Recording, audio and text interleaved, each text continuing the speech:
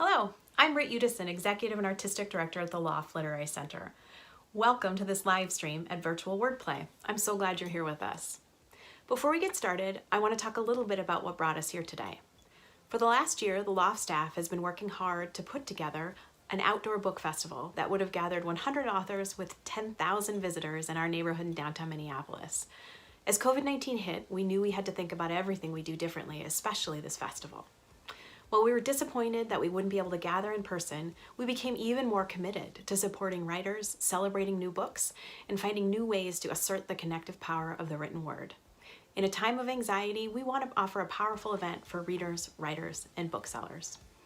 When we first approached our sponsors, their first question was, what is a virtual festival? And to be honest, we didn't know.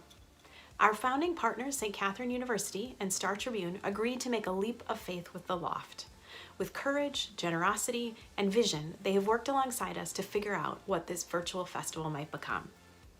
We are grateful to our sponsors and donors. Their generosity is incredible, but it is not enough. We believe it is essential, especially during a health and financial crisis, to offer programs that are free and accessible to all. But that has led to a significant revenue loss. A live event would have included ticket revenue, beer sales, exhibitor fees, and additional sponsorships. The Loft is not closed. We continue to offer classes, fellowships, conversations, support for readers and writers in addition to this festival. We are here to support the literary community, and we ask that you continue to support us. If you are able, please consider making a contribution to the Loft today. Thank you for being here.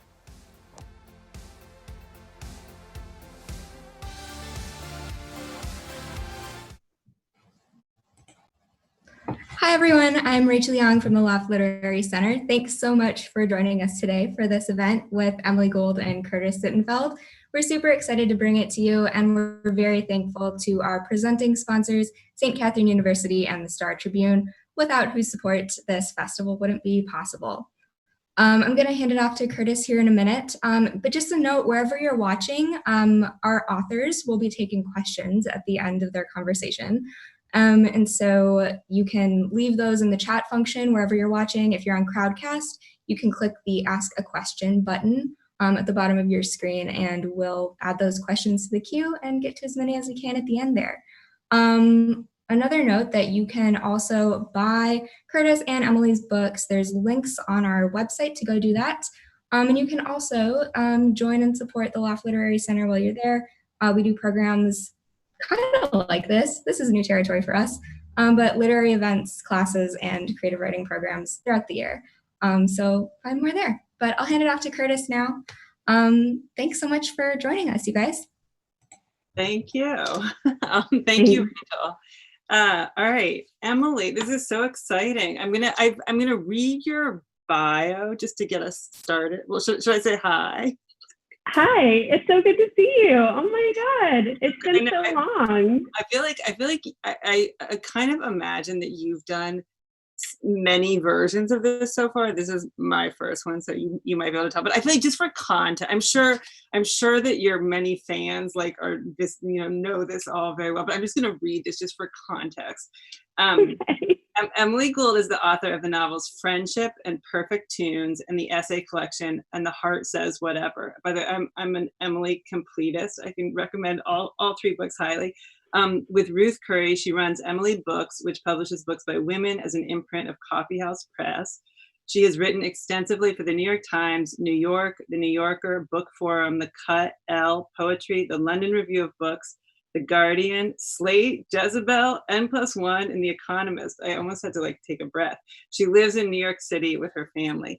All right, and this is so exciting. Emily, will you hold your book? But because this is what mine looks like. So will you hold it over?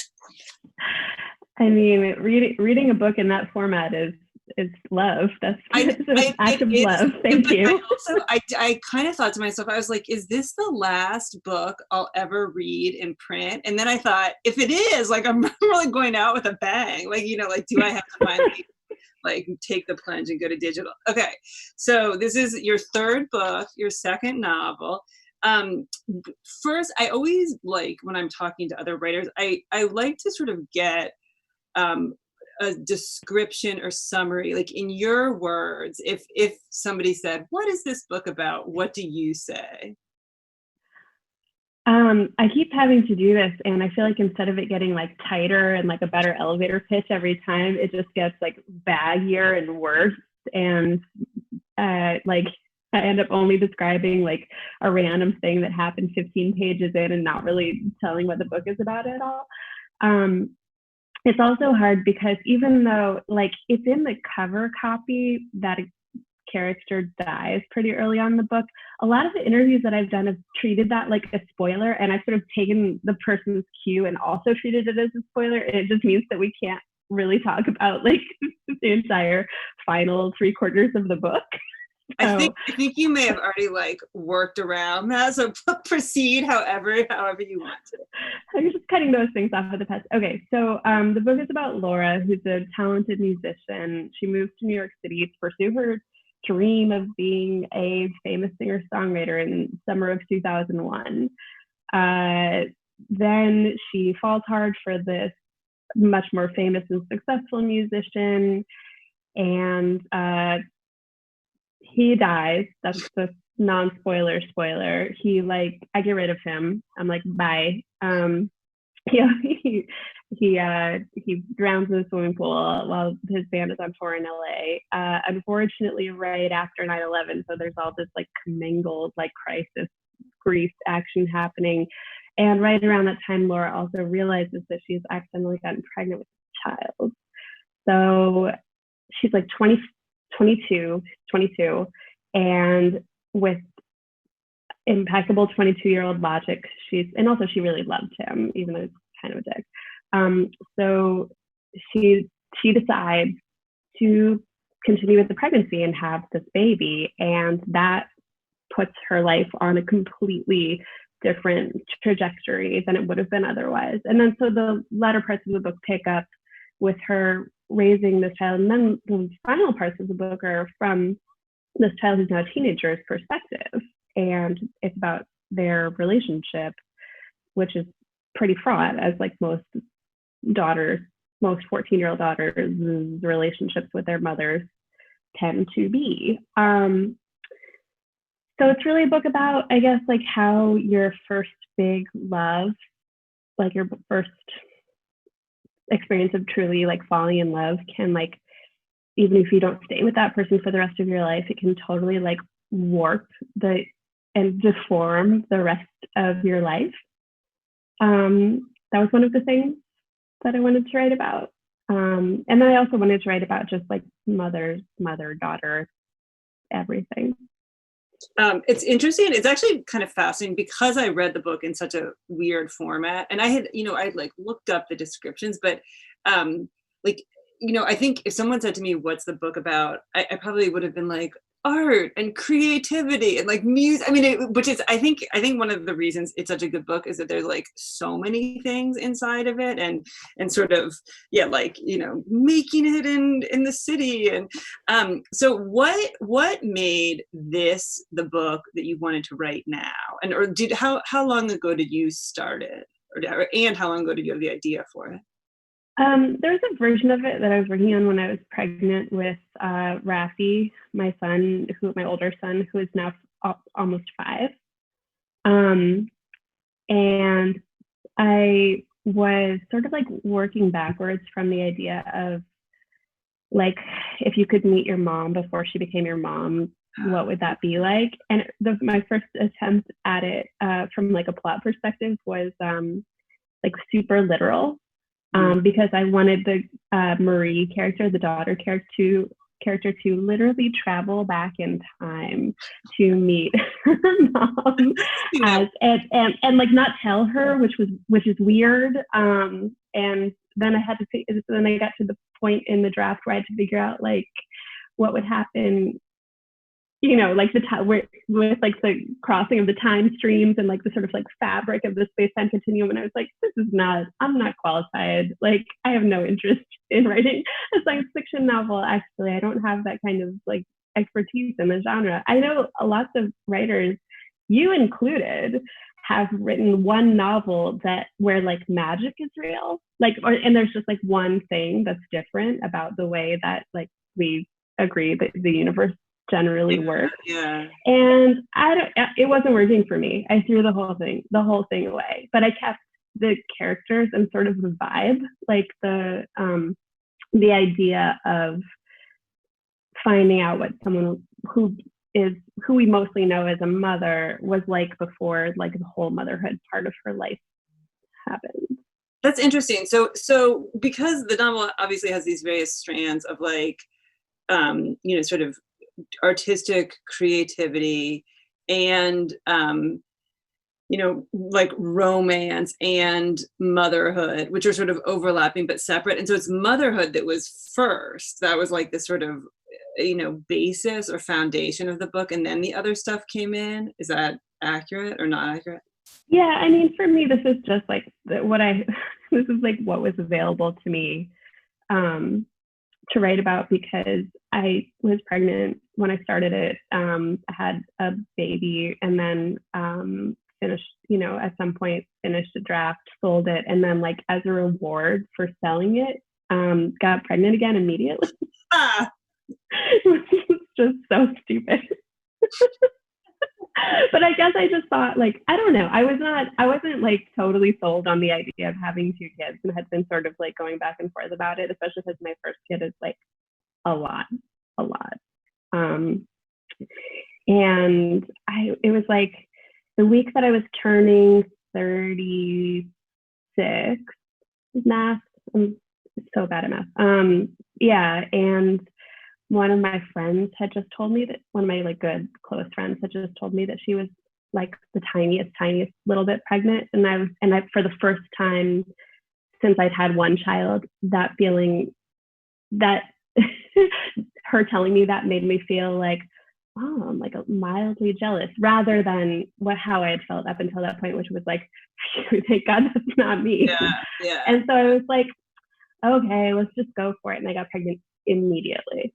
So, anyway, long story short. That's your daughter, right? Or is it, No, I have two boys. Oh, you have two boys. Oh, sorry. Yeah. I have zero daughters. Oh, well, there's still time. Now, how old is your younger son? Oh my God. I've never wanted more children less than I do right now. I told my husband yesterday, if they were doing elective surgeries, I would be getting a tubal ligation right now. Like, take everything. Take the whole, I don't want any of it anymore. Wait, how old is your younger son? He's 21 months. Okay. So almost 2 and almost 5.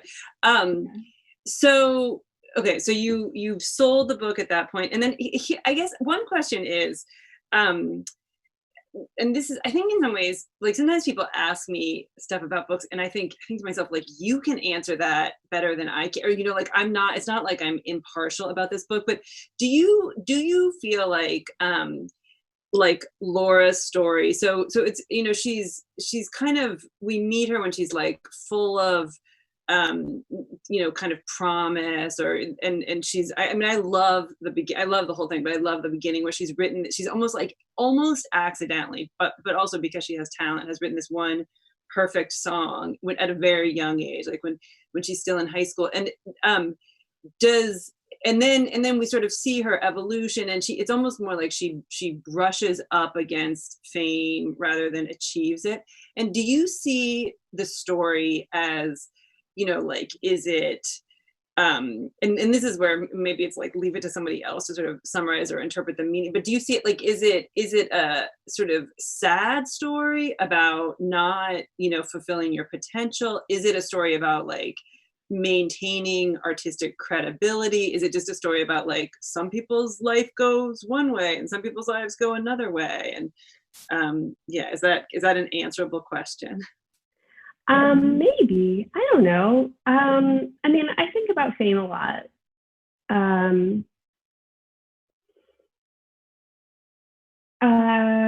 I think fame is really interesting.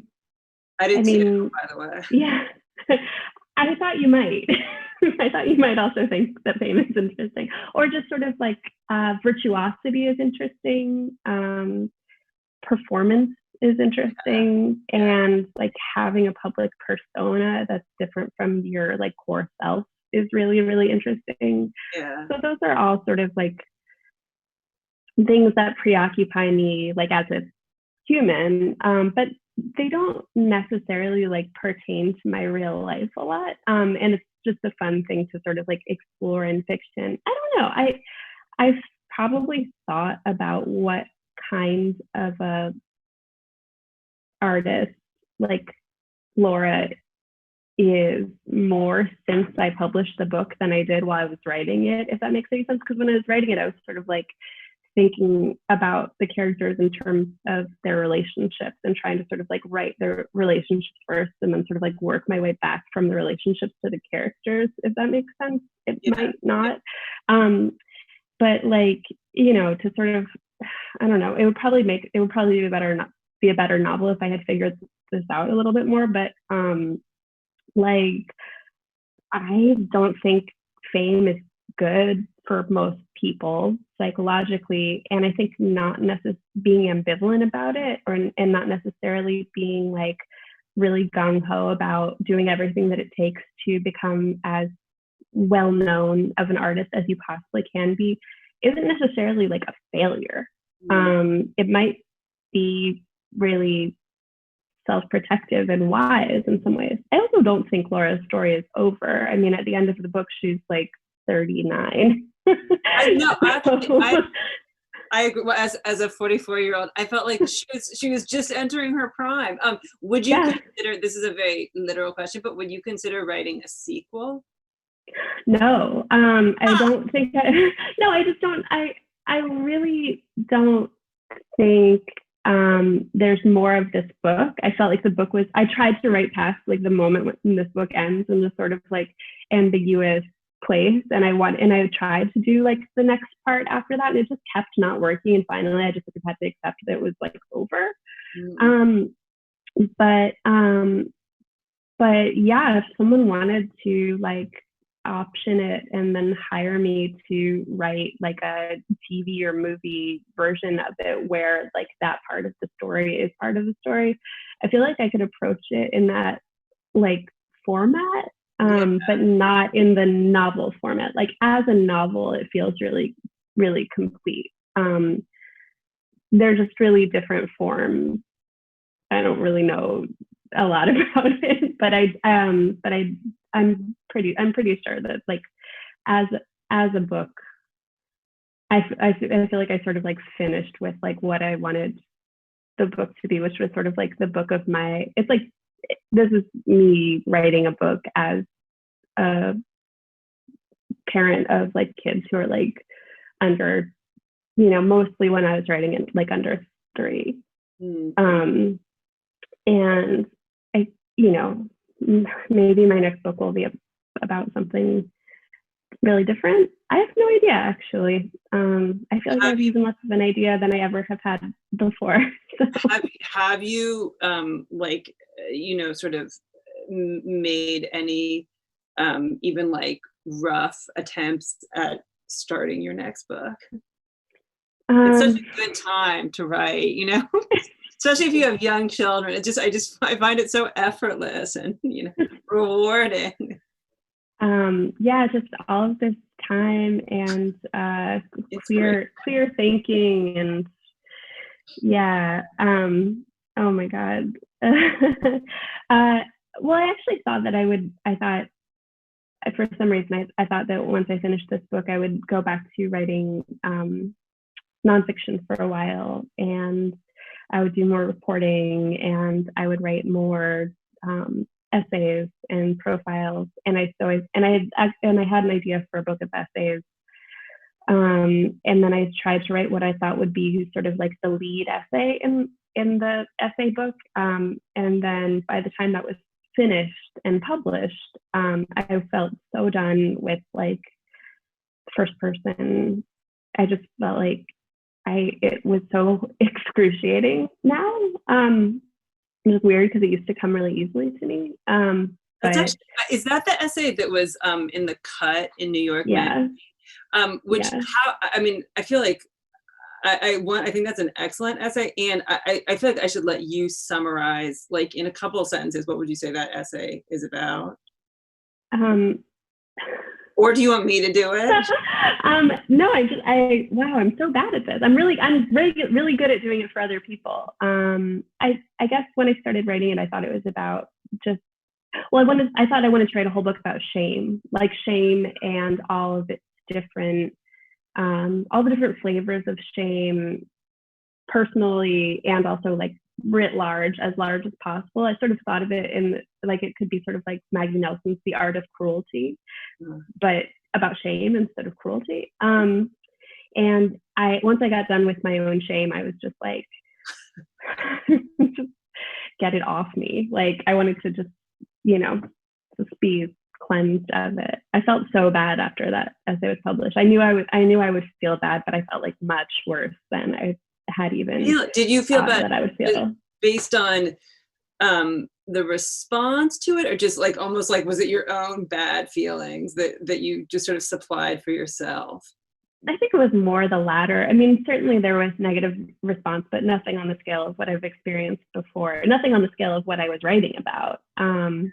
I feel like we're dancing around it. I should probably just say that the essay, if you haven't read it, if you're not like a real Emily Gould head, I am, of course. Thank you. I'm so grateful that I can count you among that. We're getting like t-shirts made, so I'll tell them to order another one. No, I'm wearing it underneath mine. Yeah, there are like 5 t-shirts.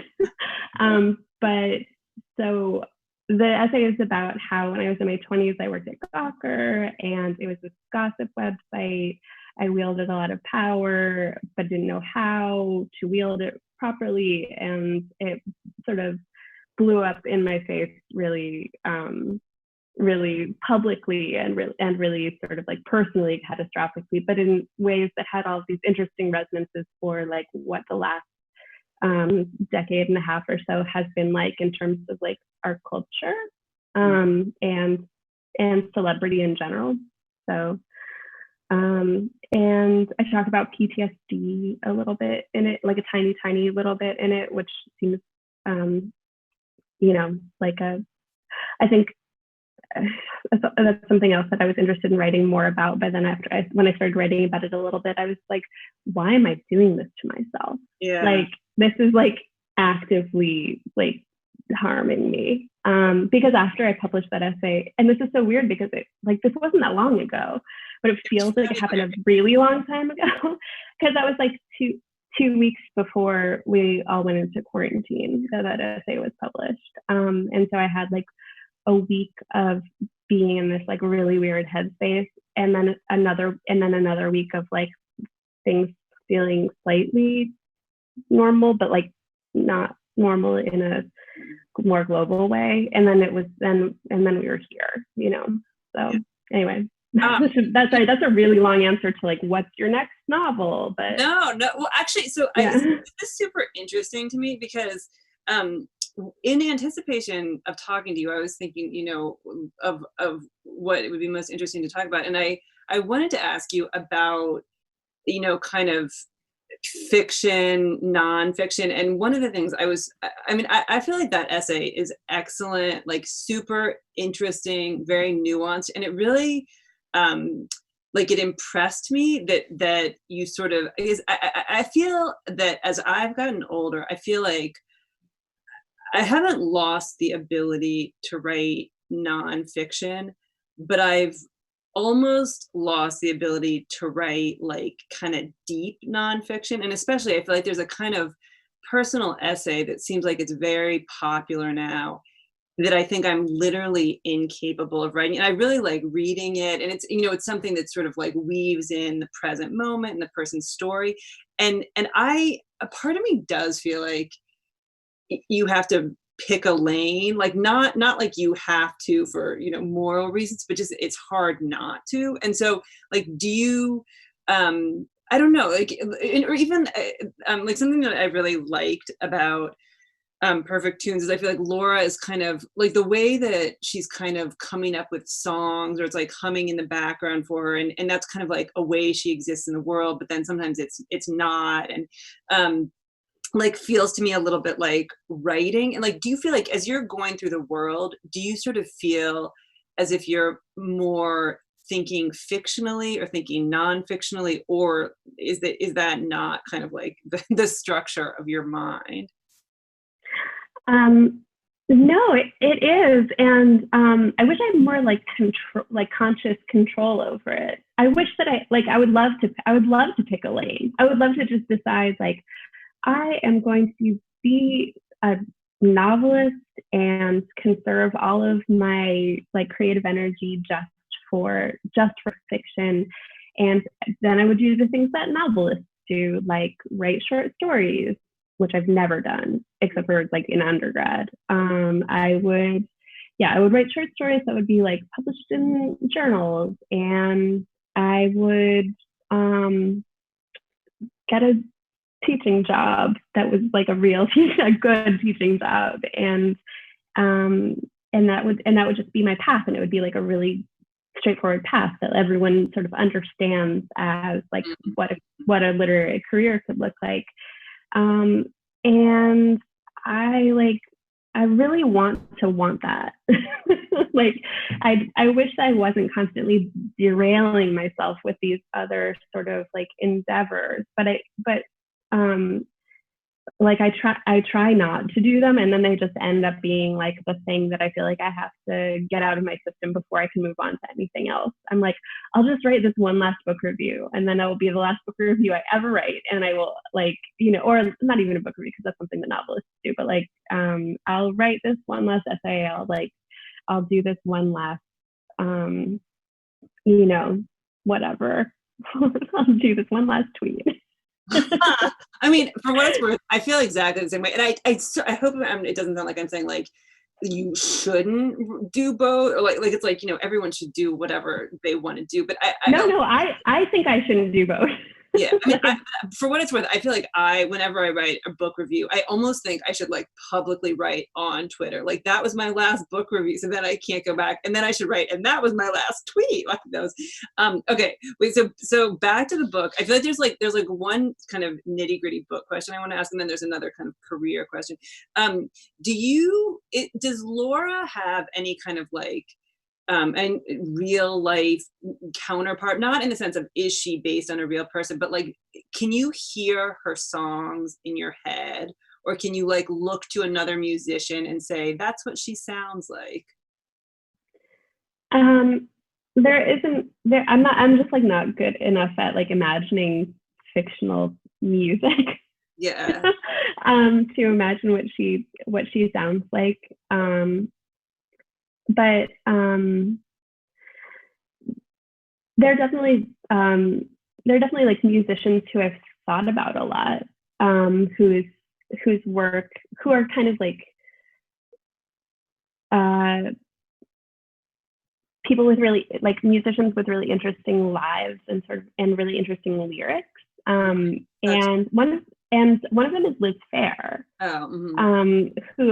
She's not like Laura very much at all, except that there's something just sort of inherently so eternally interesting to me about Liz Phair's career, and how the responses to her music were like so always representative of like the best and worst larger impulses of like the like critical culture of that time, of like the time that she released all of her different albums. And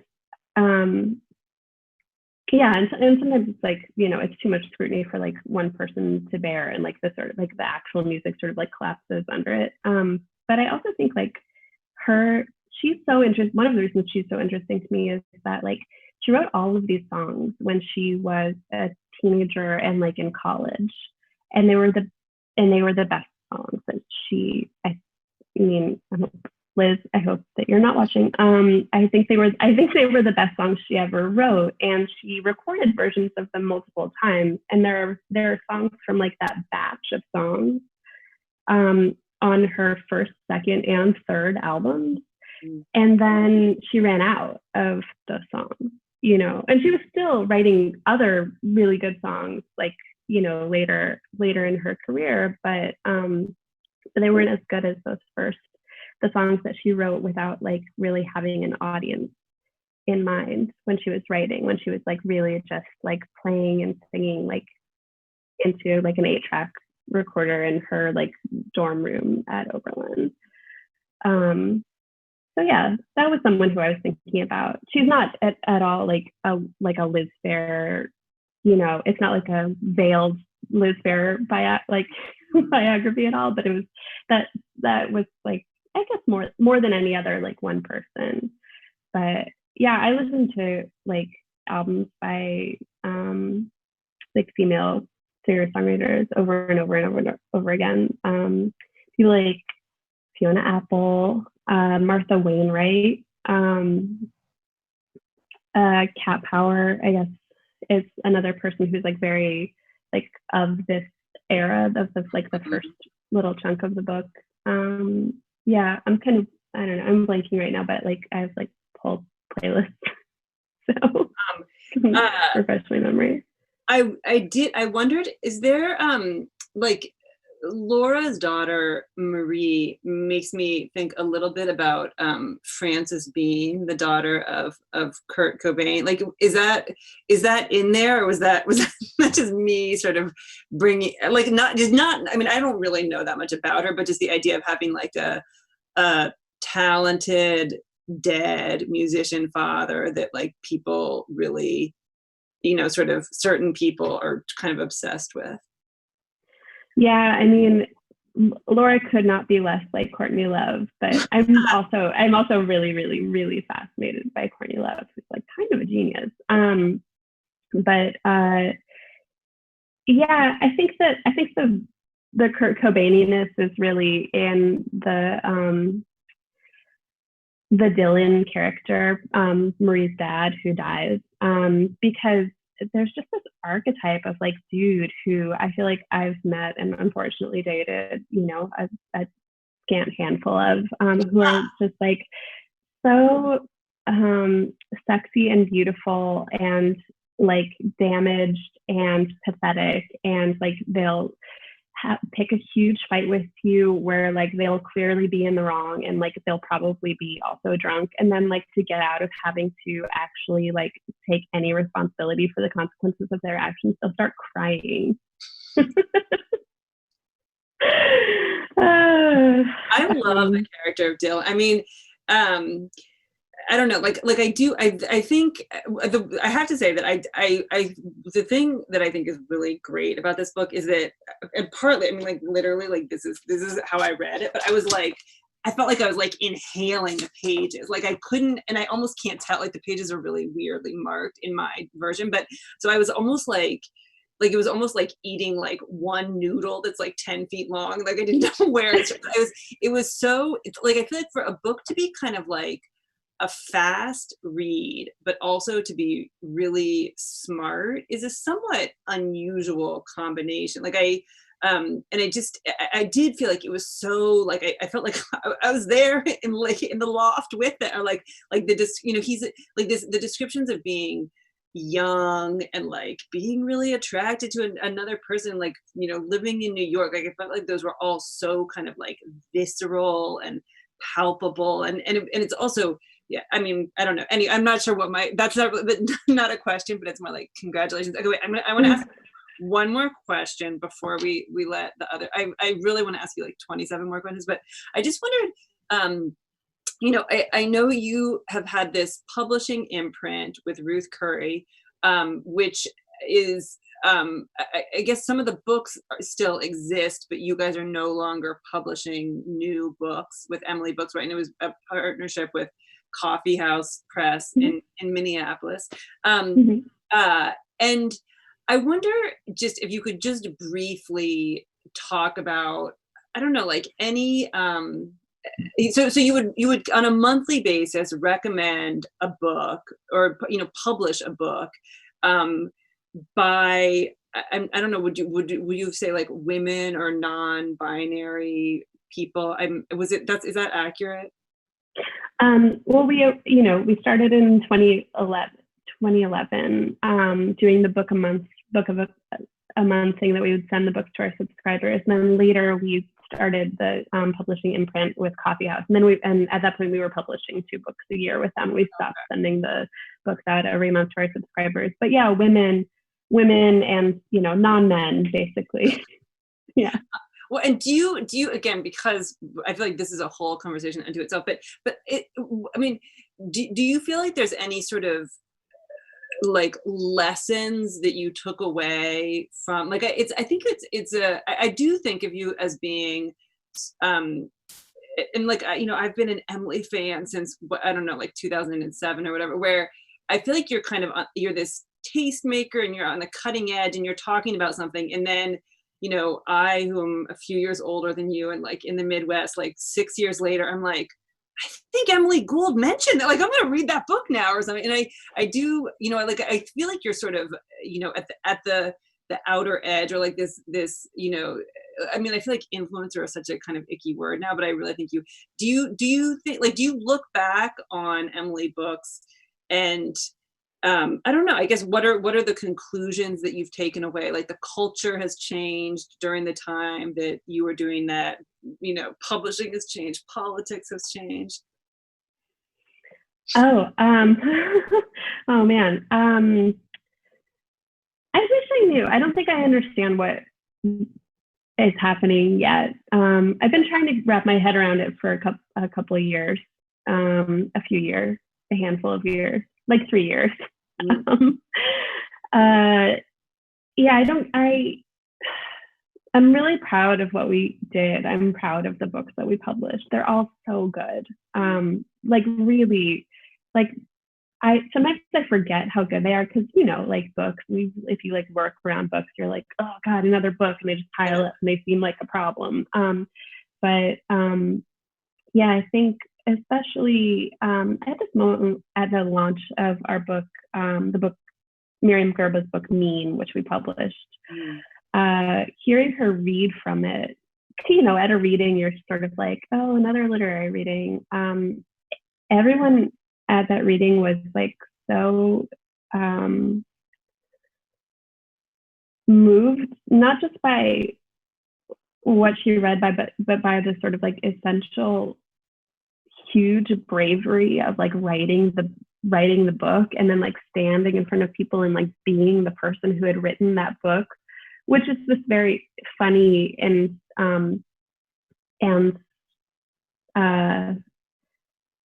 occasional. It's like this. It's such a hard book to describe, but it's this sort of like jokey, lighthearted account of surviving like a really violent rape at the hands of someone who was a serial killer. And so, everyone who like walked into that room was like, I'm just here to, hear an interesting reading by this like debut memoirist whose book got a good review in the New York Times. And everyone afterwards was like so like shattered and upset that we couldn't even, like, everyone's like, do you want to go get a drink? And everyone's like, no, I just want to go home. Like, I just want to go cry. Yeah. And I was like, what an accomplishment. Wait, what? Do you remember what month or year that was? I think it was last March, I want to say. It was like, it was maybe like a year. I'm trying to mark time by like whether I was pregnant or not. Yeah, I don't know. It was like a year or two ago. Maybe. Which, I mean, in some ways that is an example, because I feel like she's someone who's come to much more public attention in terms of being like a very early critic of the book. Oh, yeah. Like I know, but Oh, no, I yeah. think like, you know, to sort of, I feel like you clearly, you know, knew who she was before many people who like follow publishing, you know, were following her career, supporting her career.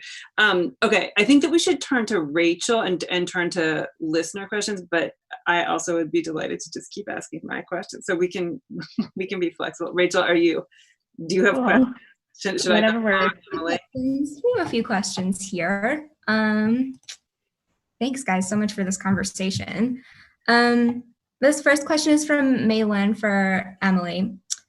How do you know whether you want to explore a theme or question via fiction or nonfiction? Oh, that's a great question.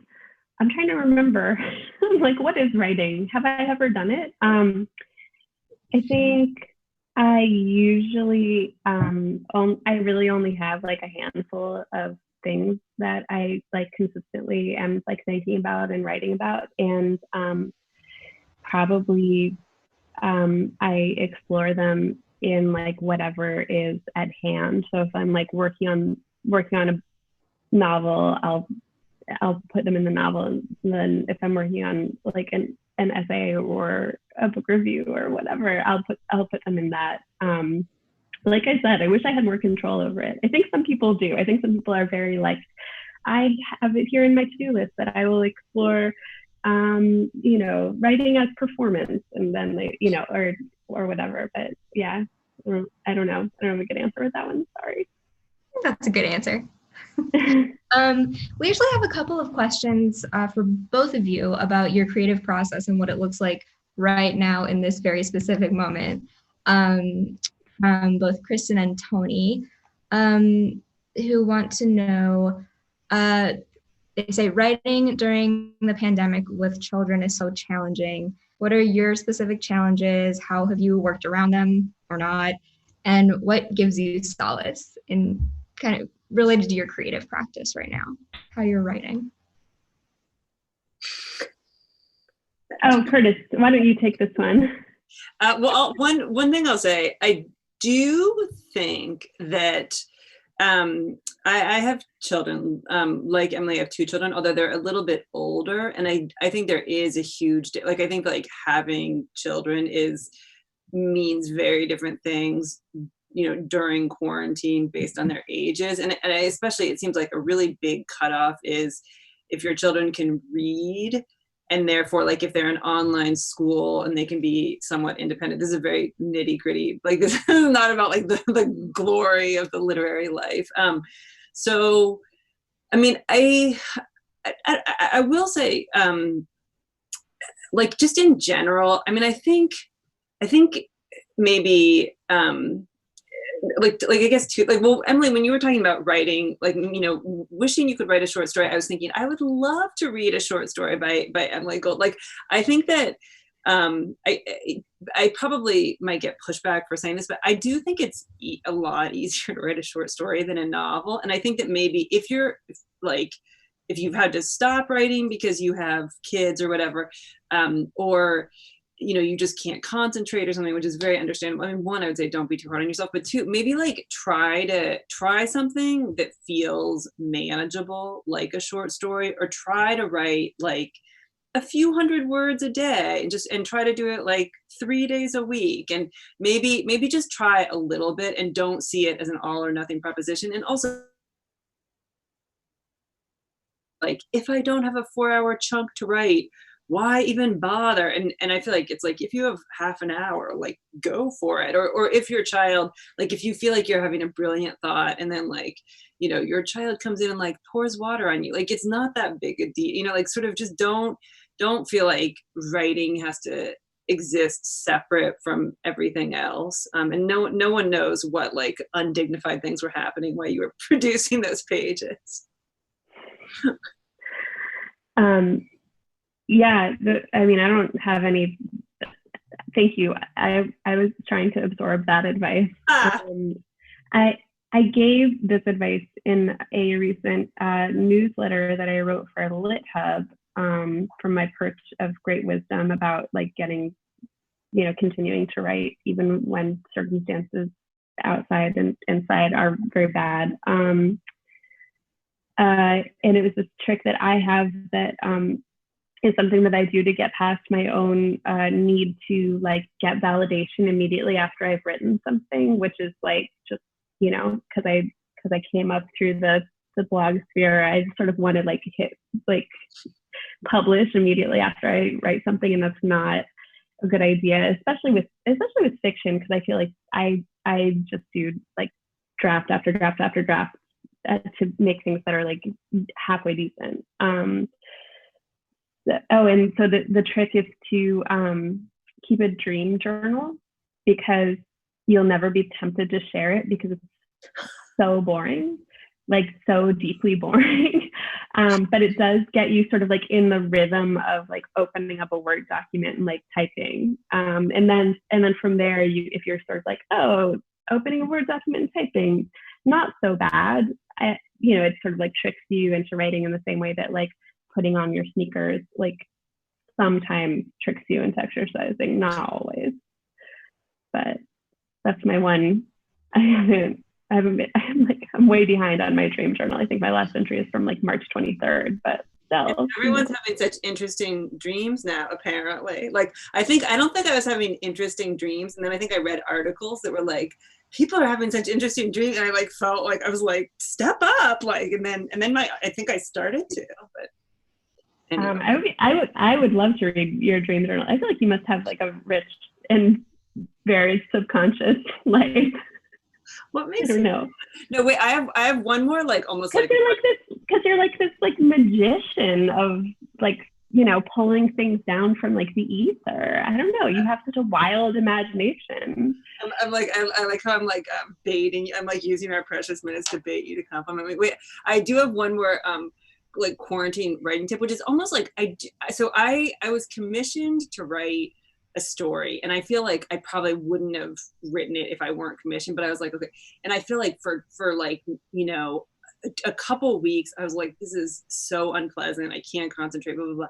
And then at the very end I was almost like, oh my god, this is giving me the thing that writing can give you, that like if you're a writer you sometimes get away from, and there's all this other stuff that gets in your head, but like the ability to tell yourself a story is like, it's like a present you're giving yourself. And so I, in some ways, almost like I feel like instead of seeing writing, if you're trying to write, fiction or whatever, instead of seeing it as like burdensome or something, almost like if you think of it as this treat you're giving yourself, or like the same reason that someone might put on a face mask or something, like face mask is, I meant like a cleansing skin mask, but like the same reason someone might give themselves a manicure, that it can be this thing that like, I don't know, like it can be this space you go to in your own head away from like, the pandemic. Sorry, Rachel, do you have other questions for Emily? I actually have one for you, Curtis. We have someone asking about the projects that you're working on right now. Do you want to talk a little bit about your forthcoming novel? Well, so I have a novel coming out on May 19th called Rodham, and it's about if Hillary had not married Bill Clinton. But I think we'll leave it at that. I feel like we'll I don't know. Am I allowed to ask Emily more questions? Or I really only want to talk about Rodham. I'm sorry. I want to talk about it so badly. It's taking like all of my self-restraint not to talk about it right now. We can like get on the phone. We can like text after. Okay. Sounds good. It's a secret book. No, it's not a secret book at all. It's actually can I ask Emily this question? Like, Emily, what was the official, this is not the main part of the question, but what was the official date of publication of Perfect Tunes? I think it was April 14th. Were you in quarantine? Like, do you feel almost like, I don't know. I mean, in some ways I feel like I shouldn't even ask you this, because a few people have asked me this, and I feel like it's like, you're just inviting someone to like step in it, but like, do you, I don't know, I guess maybe a way, not to say like, are you disappointed, but to like, do you feel that the response you are getting to the book is different than it would be if our lives were sort of, you know, as they were, like if it was 6 months ago? Well, I mean, I guess the nicest thing that anyone has said about the book is that it like made them be able to not think about those things for a few hours. So that's great, you know. That's really, I don't know, the highest praise that I know. I can imagine getting right now. So that's, and it also makes me feel like, oh, okay, like I'm not a totally pointless thing that exists on Earth. But yeah, like, you know, it sucks a lot. This sucks so much. It's like I was feeling bad about mostly about like not getting to go to the different cities and like see my friends who live in those cities, which, like, you know, I only publish a book like once every like 4 to 7 years, so I, you know, sort of count on it to be able to do things like go to California. But honestly, that sucks so much less now than everything else in my life that sucks. So like compared to the collapse of like my city, my government, my family's livelihood, my like this strain on my marriage, and my elder child losing his entire goddamn mind, it's like me not getting to go on book tour for this book is like way down on the list of concerns. I'm like, you know, it is a weird headspace to be in. I'm like doing these like Zoom chats about the books with like famous authors, so I admire a huge deal. And like then there's this like other tab that's open in my brain where I'm like, we definitely need more paper towels. I think I saw some at that like one weird bodega that's still open, you know. Anyway, sorry, that's boring. No, I think that many people watching will identify perfect. I mean, maybe not even with the book tour part, but just with everything else. Like, no, I mean, my best friend Ruth really pointed out to me very, very correctly and totally unsympathetically that, like, you know, this is your job. Like, this is a part of your job. You have to like show up to this and do your job. And it's a lot easier than like some other people's jobs that they have to show up to. And I was like, yeah. I made the mistake of teaching one of my children the expression champagne problems, and now like I can never complain about anything again. It's just, like that's the are you able to read and like focus on reading?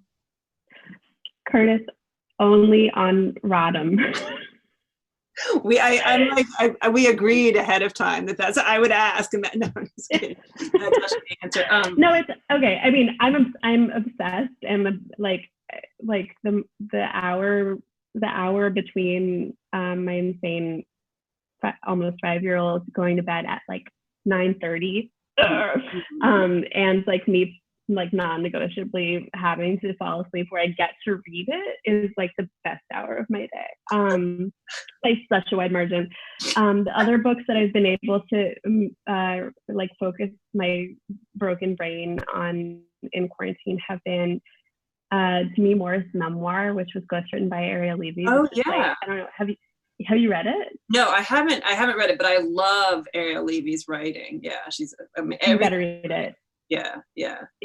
It's like in terms of the like fame's weird content alone, it's very good. And it's very like it's very fast paced. It doesn't have the sort of like bloated like, you know, deep thoughts of a celebrity thing that are in some celebrity memoirs. And I reread I Capture the Castle, but I like listened to it on audiobook, just for like soothing myself to sleep type of thing.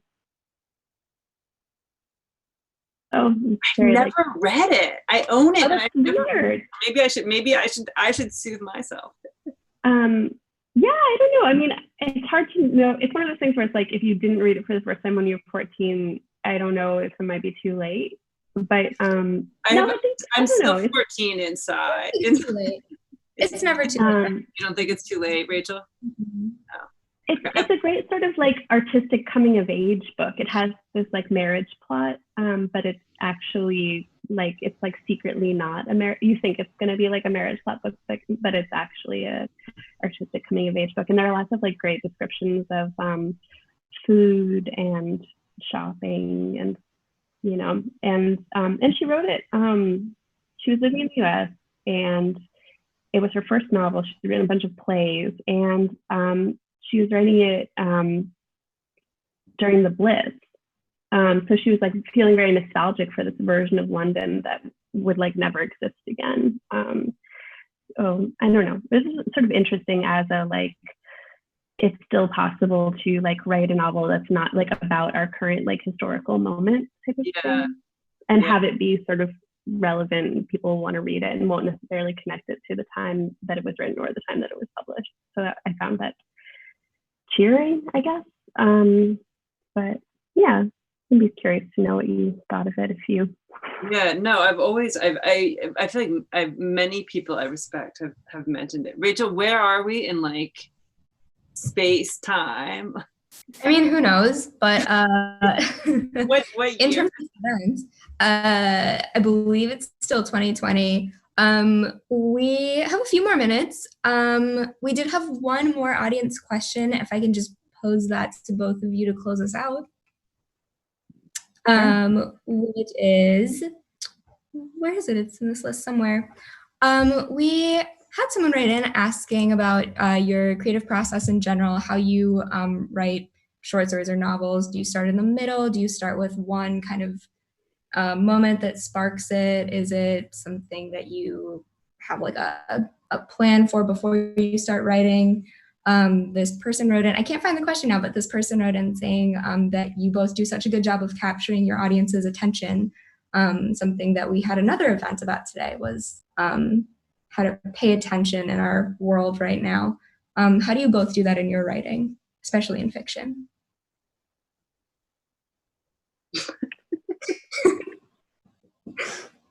No, you do it. You're like an expert. Teacher. Paying attention.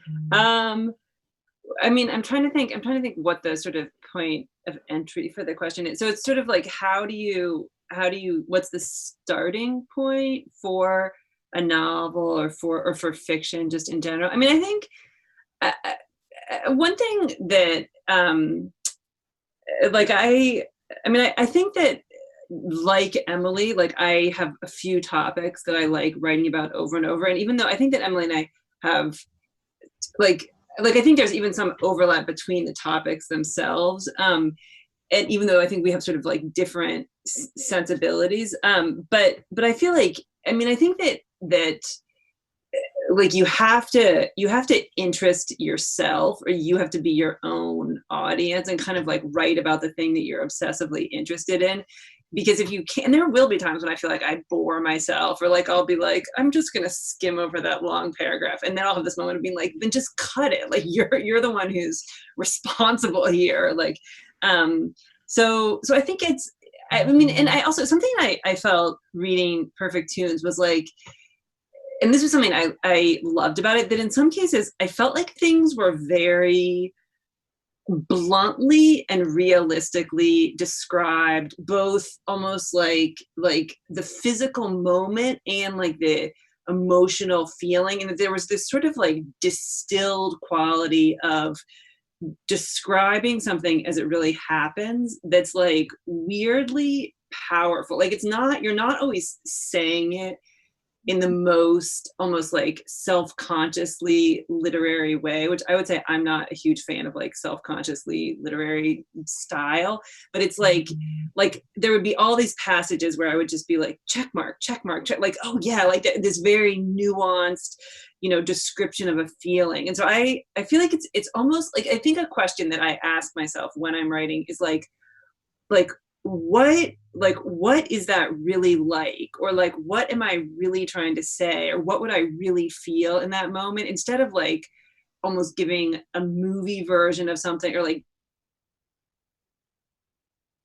Perfect Tunes had that over and over of like yes, like that's exactly, it's not necessarily like the predictable way that that person would feel, but it probably is the way a person really feels in that moment. Or like, you know, like, yeah, like whether it's like throwing up at a moment that you wish you were doing something other than throwing up, or like, you know, someone like feeling some like lack of interest when you're supposed to feel interest, or interest when you're supposed to feel lack of interest, or I don't know. Emily, do you think, I don't know, did you feel like when you were saying that you were revising a ton, like, is there anything that kind of consistently changed as you revised? Or like, is there something that like you'd have to do repeatedly to kind of get it to land on the page the way you wanted? Well, I had a really hard time with the like sex and like the sort of like being in love and like feeling really horny and like wanting to have sex a lot part of the book. You did a great job with that. Like, I just have to say that, like, there's no sign on the page of that struggle. That means a lot to me because it was extraordinarily hard one. I know that for some people, being pregnant and breastfeeding makes them feel like a fecund sex goddess, and they're like hornier than ever during those times of their lives. And I just have to say that for me, that was not the case. And it was really, really like I had to really like warm myself up, not physically, but like, you know, I had to like read stuff and like listen to the right music to sort of like try to get back into the headspace of like what it's like to be, you know, in your like early 20s when so many of your decisions are based on like, can I have sex after this? You know, like, will this experience that I'm currently having, or this conversation that I'm currently having, lead to like what I actually want to be doing, which is like just having sex constantly. Because I like remember what that was like, but it's hard to, you know, like it's just been a minute. So, and I think also like a lot of like doing characterization via sex is something that I admire. Like when I read other writers doing it, I admire it so much. And it's like I still feel really self-conscious about it. And I don't, and I want to get better at it. Curtis, like you are just like a master. I bow to you in terms of your like you like someone could teach a really, really satisfying seminar in just like sex in the novels and stories of Curtis Sittenfeld. Be amazing. Maybe you could like co-teach it with Susan Choi. I have to say though, like it's so funny that you're describing struggling with that, because I really feel like you did an exceptionally good job. Like it's a weird thing where I mean I think it's almost like it's like a really good sign for the writer if like the reader cannot be like, oh, that scene, you know, came easily and that one was like difficult. And because I feel like if I were describing this, like, and again, this might be like overly explicit or something, but I almost feel like the sex is like the way a woman in her 20s might describe having sex to her friend. Like, it's like, you know, very open. So, I should just stop. But like, I mean, like, it's like the tone of it is sort of, yeah, it's, and I feel like I had a crush on Dylan just like Laura did, and yeah, I think you pulled it off beautifully.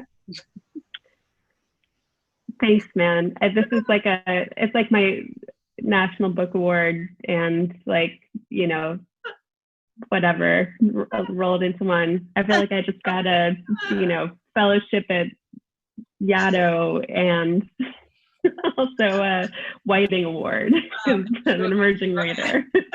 You get to like experience it like in your own bathroom in your apartment or something. It's like you're the writing colony of your bathtub or something.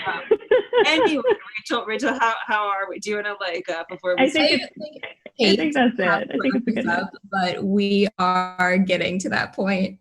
So thank you both for joining us. This has been super, super fun. Super great to be here sharing the screen with you.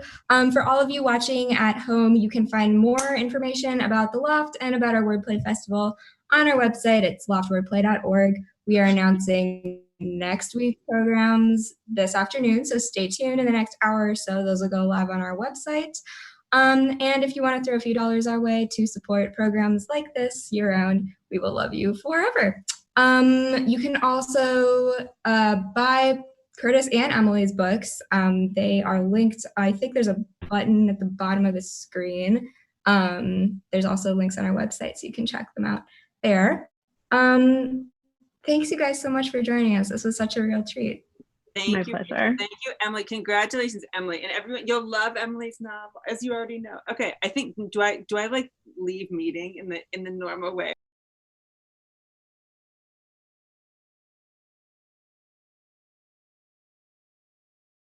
Okay. Bye, everyone. Okay. Bye.